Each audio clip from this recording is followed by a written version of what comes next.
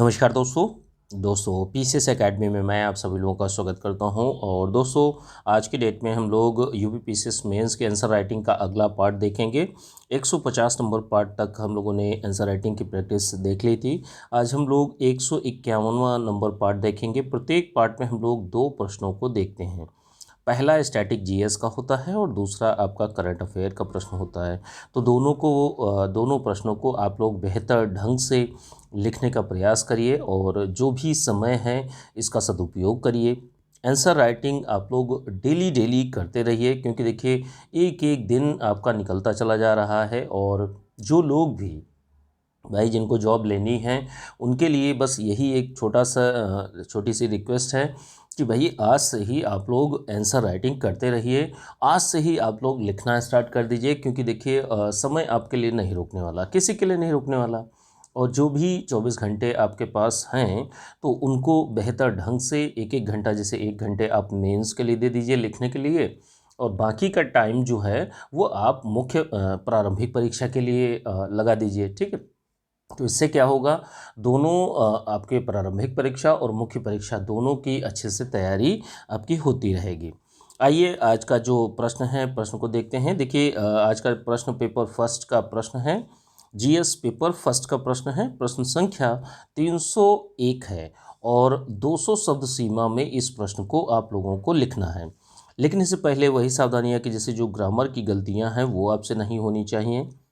जो introduction part है, body part है, कंक्लूजन पार्ट है, तो तीनों में एक एक कोटेशन, कविता, श्लोक, मूवी के गीत, बोल, इन सारी चीज़ों को ऐड करिए अच्छे से। जो प्रश्न है प्रश्न को लिखने का प्रयास करिए और इसके साथ में प्रस्तुतिकरण आपका अच्छा होना चाहिए कि जैसे कुछ डेटा, डायग्राम, फ्लो चार्ट, इन सारी चीज़ों का भी उपयोग करिए, जिससे आपका जो प्रस्तुतिकरण जो होता है, ठीक है, प्रेजेंटेशन जो होता है वो आपका अच्छा हो जाता है। ठीक है, तो इन सारी सावधानियों को ध्यान में रखते हुए इस प्रश्न को आप लोगों को लिखना है। आइए प्रश्न को देखते हैं। प्रश्न क्या है, स्वतंत्रता के उपरांत आधुनिक भारत के निर्माण में पंडित जवाहरलाल नेहरू की भूमिका पर चर्चा कीजिए। तो इनकी भूमिका क्या रही, इस पर आपको चर्चा करनी है। देखिए अंग्रेज़ों ने भारत पर शासन किया लगभग 200 वर्षों तक, और यहाँ पर शासन करने के उपरांत बहुत सारी समस्याएं उत्पन्न हुई, बहुत सारी जो देश की आर्थिक स्थिति थी वो अच्छी नहीं थी। अब स्वतंत्रता, हमारा देश आज़ाद होता है 15 अगस्त 1947 को। ठीक है, 15 अगस्त 1947 को हमारा देश को आज़ादी मिलती है।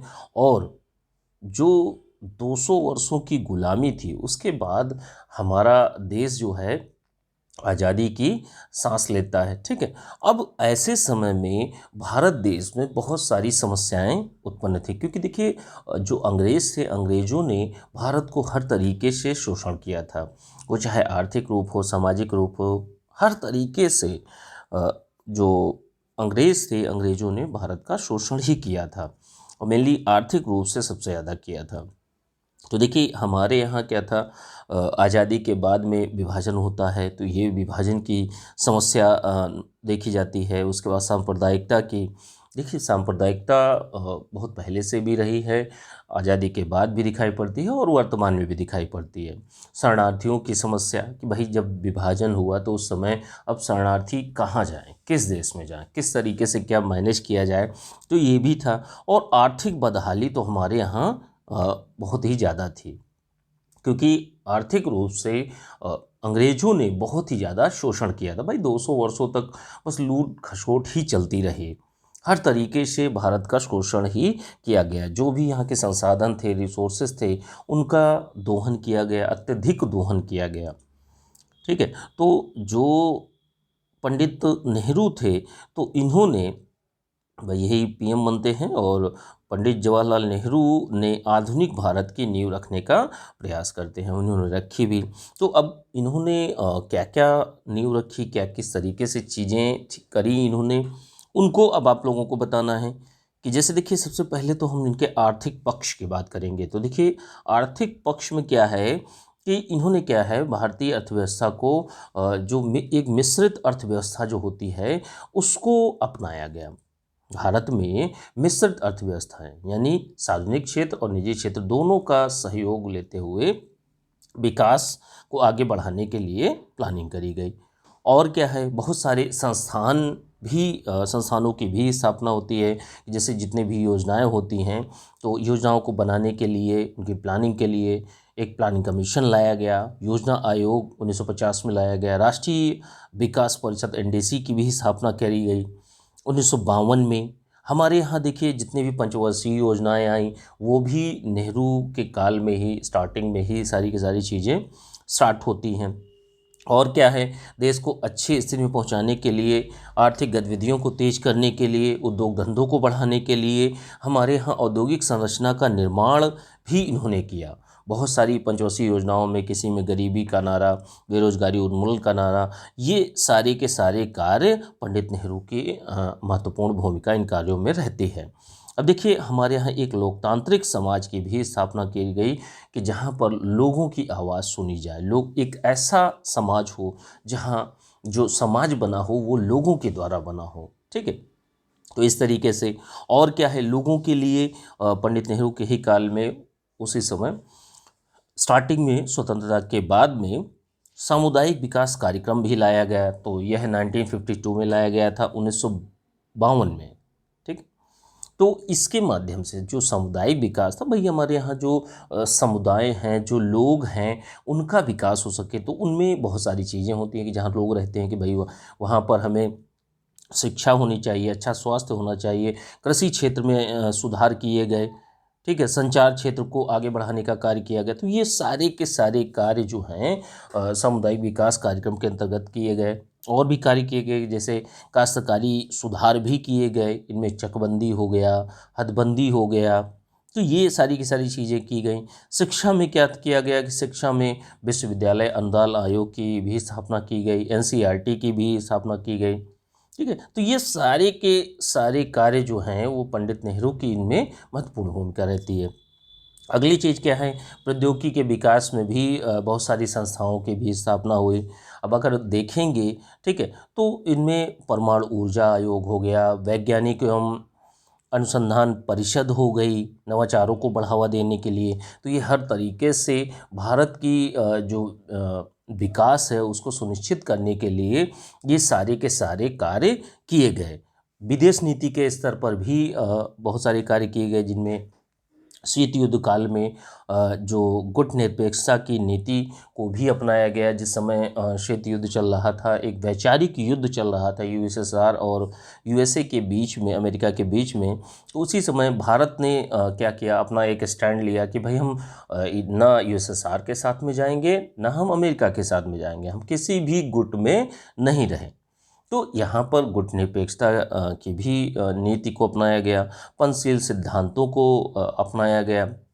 ये सारी की सारी चीज़ें जो की गई वो पंडित नेहरू की इनमें महत्वपूर्ण भूमिका रहती है हर तरीके से। अब देखिए, जैसे जो पॉइंट्स आपको दिए जाते हैं उनको बेहतर ढंग से आप लोग लिखने का प्रयास करिए अपने शब्दों में। चीज़ें फैक्ट वही रहेंगे, बस आपको चीज़ों को अपने शब्दों में लिखने का प्रयास करना है। कुछ अन्य पॉइंट्स भी अगर आपके दिमाग में आते हैं तो उनको भी आप लिख सकते हैं।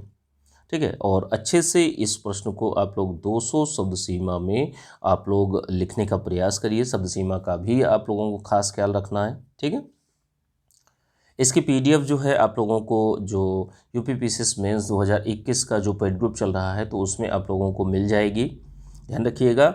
और जो लोग भी अपना यूपीपीसीएस मेंस 2021 का बैच ज्वाइन करना चाहते हैं तो ज्वाइन कर सकते हैं।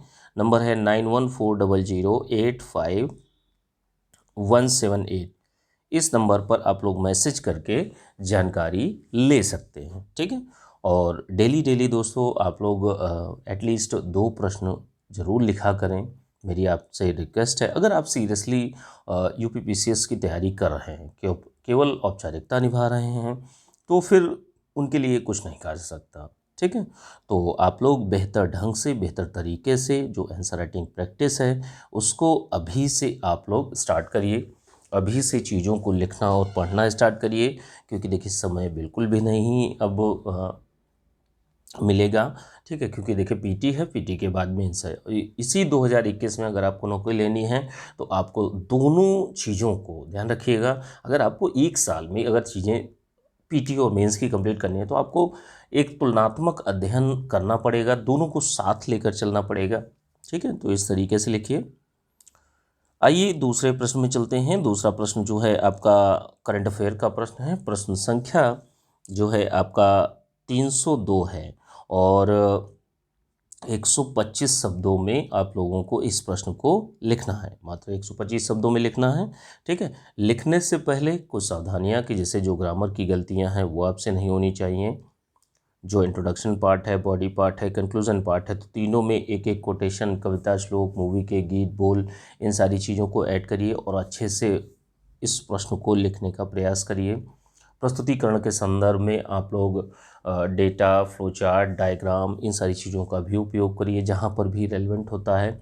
और इसके साथ में जो अच्छी लाइनें होती हैं, अच्छी वक्तव्य जो होते हैं, तो उनको आप लोग अंडरलाइन भी करने का प्रयास करिए। तो अच्छे से, बेहतर ढंग से डेली आप लोग 2 प्रश्नों को लिखने का प्रयास करिए। आइए प्रश्न को देखते हैं। प्रश्न क्या है? हाइब्रिड अक्षय ऊर्जा क्या है? आपको बताना है हाइब्रिड अक्षय ऊर्जा क्या है, इसके प्रमुख लाभों का वर्णन कीजिए। तो अब देखिए आखिर हाइब्रिड अक्षय ऊर्जा क्या है? देखिए 2 चीज़ें हैं। जब 2 या 2 से अधिक अक्षय ऊर्जा स्रोतों, अक्षय का मतलब जो ख़त्म ना होने वाला हो। एक चीज़ समझिएगा कि क्षय का मतलब है कि जो चीज़ ख़त्म हो, जैसे कोयला है। कोयला क्या है भाई? कोयला एक टाइम के बाद में ख़त्म हो जाएगा। लेकिन क्या सूर्य ख़त्म हो जाएगा? नहीं। पवन ऊर्जा, क्या हवा चलना बंद हो जाएगी? नहीं। तो जो सौर ऊर्जा हो गई, पवन ऊर्जा हो गई, ज्वारीय ऊर्जा हो गई, तो ये सारी की सारी जो ऊर्जाएं हैं, ठीक है, जो स्रोत हैं, वो अक्षय ऊर्जा स्रोत कहलाते हैं। ठीक।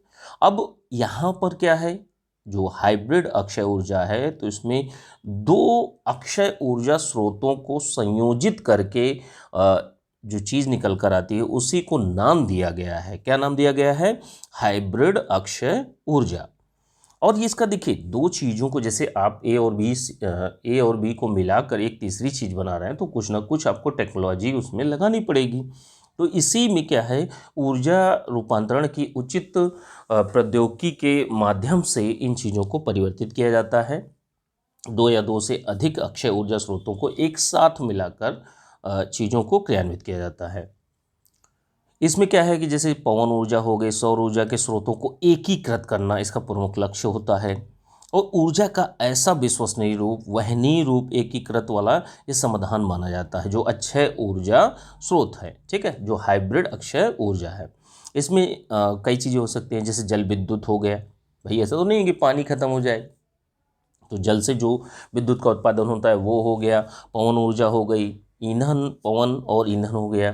ठीक है, तो ये कई ऊर्जाओं को एक साथ मिक्स किया जाता है। ठीक है, अब देखिए अक्षय ऊर्जा के लाभों को अब आप लोग देखिए कि जैसे जो हाइब्रिड अक्षय ऊर्जा है, तो इसके लाभ कौन कौन से हैं। तो इस देखिए इसमें सबसे बड़ा लाभ यही है कि जो विद्युत उत्पादन की वृद्धि है, ठीक है, इसमें क्या होता है कि विद्युत उत्पादन की वृद्धि हो जाती है, उत्पादन की क्षमता में वृद्धि होती है, और जो विद्युत उत्पादन व्यवस्था है उसमें भी सुधार होता है। ध्यान रखिएगा कि जैसे विद्युत ग्रिडों में क्या होता है कि जैसे जो विद्युत है, विद्युत ऊर्जा, तो उसमें उतार चढ़ाव भी होता है, तो इसका ये समाधान देता है आकर। और क्या है कि जैसे कनेक्ट होने वाले बीच में, जैसे मान लीजिए एक कोई एक वे है, एक माध्यम है, अब विद्युत ऊर्जा को एक जगह से दूसरी जगह पर जाना है। ठीक है, तो बीच में कनेक्टिंग बहुत सारी चीज़ें कनेक्ट करने वाले उपकरण होते हैं। तो यहाँ पर क्या है, कनेक्ट होने वाले उपकरणों की संख्या इसमें कम हो जाती है, और जो नेटवर्क है, पूरा का पूरा नेटवर्क का अधिकतम उपयोग होता है। यहाँ क्या है, लोगों को एक अनवरत, मतलब बिना किसी रुकावट के विद्युत आपूर्ति सुनिश्चित की जाती है हाइब्रिड अक्षय ऊर्जा में। ठीक है, और क्या है कि जैसे इसमें भूमि का सक्षम उपयोग भी होता है, कि भूमि का जहाँ पर भी नेटवर्क से संबंधित जो भी इंस्ट्रूमेंट लगे होते हैं, तो उनका सही रूप में उपयोग भी किया जाता है। विद्युत कि जो निम्न उपभोक्ता कीमत, जो उपभोक्ता हैं इलेक्ट्रिसिटी को यूज़ करने वाले जो कंज्यूमर हैं, तो उनको एक उचित कीमत पर या निम्न मूल्य पर उनको विद्युत मिलती है, ऊर्जा मिलती है। ठीक है। और क्या होता है कि इसमें जो विद्युत का नुकसान भी होता था बीच में, तो वो नुकसान नहीं होता, नुकसान में कमी आती है और जो एक अच्छी गुणवत्तापूर्ण इलेक्ट्रिसिटी है वो लोगों को मिलती है जाकर। ठीक है। तो इस तरीके से चीज़ें आपको बतानी है। हाइब्रिड अक्षय ऊर्जा के कौन कौन से लाभ हैं। ठीक है। मेनली आपको 125 शब्दों में ही लिखना था, तो अच्छे से आप लोग इस प्रश्न को लिखने का प्रयास करिए और 125 शब्दों में लिखना है। और इसके पीडीएफ जो है आप लोगों को यूपीपीसीएस मेंस का जो पेड ग्रुप चल रहा है टेलीग्राम पर, तो उसी पर आप लोगों को प्राप्त हो जाएगी। वीडियो अच्छा लगा हो तो वीडियो को लाइक कर दीजिएगा, वीडियो को अपने दोस्तों में शेयर भी करा दीजिएगा। ठीक है। और चैनल को ज़रूर सब्सक्राइब कर लीजिएगा आगे आने वाली वीडियोज़ के लिए। ठीक है। तो जो लोग भी अपना यूपीपीसीएस मेंस 2021 का बैच ज्वाइन करना चाहते हैं, ज्वाइन कर सकते हैं। नंबर है 9140085178। इस पर आप लोग मैसेज करके जानकारी ले सकते हैं। ठीक है। चलिए, ठीक है। थैंक यू देखने के लिए।